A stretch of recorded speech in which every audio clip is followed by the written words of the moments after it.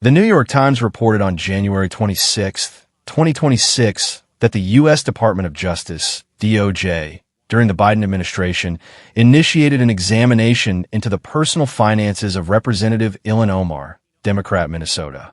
The article, titled "Under Biden Administration, Justice Department Began Examining Ilhan Omar's Finances," highlights how this probe reportedly stalled and gained renewed public attention following statements from President Donald Trump. Background on the scrutiny. Representative Omar, a prominent member of the Progressive Squad and a vocal critic of various policies, has faced repeated questions about her finances over the years. Recent financial disclosure forms, required annually from members of Congress, showed a significant reported increase in her and her husband's combined net worth.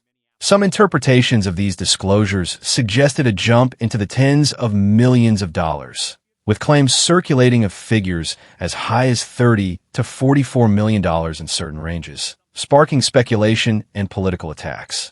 This apparent wealth surge has been tied to business interests or investments listed in broad value ranges on the forms, a common practice that can lead to wide estimates rather than precise figures. Critics, particularly from Republican circles, have questioned the legitimacy of the growth, especially given Omar's public profile and past controversies involving campaign finance and personal matters. The DOJ examination and its context. According to the Times reporting, the Justice Department opened its review while Joe Biden was still in office. Details on the precise scope, whether it focused on potential tax issues, campaign finance violations, insider trading concerns, or other financial improprieties, remain limited in public accounts. The probe reportedly did not advance significantly before the change in administrations. The matter resurfaced prominently when President Trump publicly claimed that both the DOJ and congressional entities were actively examining Omar's finances. Trump referenced the reported wealth increase and suggested impropriety, framing it amid broader political rhetoric targeting the Minnesota congresswoman, who has long been a frequent subject of criticism from him and conservative media. Broader investigations and political reactions. Separate from the DOJ matter, House Republicans, leveraging their committee authority, launched their own inquiry into Omar's finances earlier in January 2026. Reports indicate the House Oversight Committee, or related GOP efforts, has explored potential subpoenas related to her husband's business activities and other financial disclosures. These congressional probes appear motivated by the same disclosure forms and aim to scrutinize whether any ethics rules or laws were violated. Omar and her representatives have pushed back strongly against the claims. She has characterized the accusations as politically motivated conspiracy theories designed to deflect from other issues, including criticisms of the Trump administration.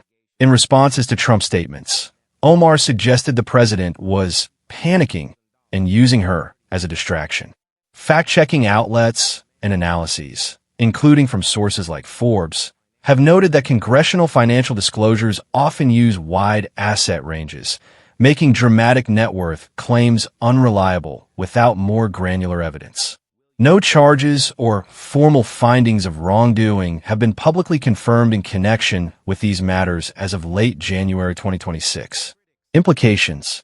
The renewed focus on Omar's finances arrives amid a politically charged environment, including recent incidents such as a physical altercation at one of her town halls in Minnesota. It underscores ongoing partisan battles over congressional ethics, wealth transparency, and the use of investigations as political tools. Whether the DOJ review, now under a new administration, or the House probe yields substantive developments remains to be seen. For the full original reporting, refer to the New York Times.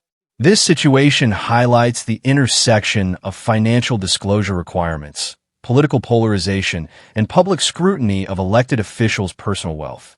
As more details emerge from any active investigations, further clarity may develop on the underlying facts versus political narratives.